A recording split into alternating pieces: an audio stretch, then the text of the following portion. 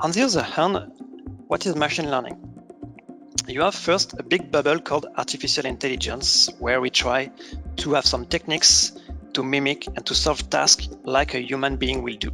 And inside this bubble, you have a small section called machine learning or ML, where in fact you will learn through repetitive tasks. You will do it, and at the end it will create some model, some algorithm, and they will try to do something, a specific function, but they will need a lot of examples to perform this function. Here is an example. Imagine you want to find, you see the bottom right picture. You have cats and one dog is hidden inside it. To recognize that, it's in fact ton of images of cats. They push it first, they will split the images with pixels, they calculate the angles, the size, etc. And at the end, they will do probability scores. They will say this picture is 95% chance to be a cat or a dog. And they need a lot of images to understand and to create that. And of course, you need mathematics and statistic tools to perform that. And also, big data and machine learning are best friends forever.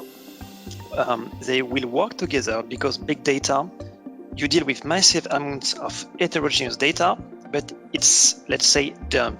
It's data, you can see the data, you can enrich, split, aggregate data, but still there is no intelligence. If you want to create forecast, if you want to recognize or anticipate stuff, you will need machine learning, and machine learning, of course, will need some humans to perform some tasks, but will require a lot of clean data to be trained. So there is an added value between big data and machine learning. Few examples. If you want to build BI reporting, BI reports about your sales, about your customers, about your churn, of course we speak about a vast amount of data. If you have 1 gigabyte, it's not big data, you see my point. But still, if you want to do that, it's only big data. You don't need machine learning because you don't predict something. If you want to do some sales forecast, you will need big data and machine learning. For a chatbot saying, okay, I'm in your website, I need help, you don't need big data, you need only machine learning.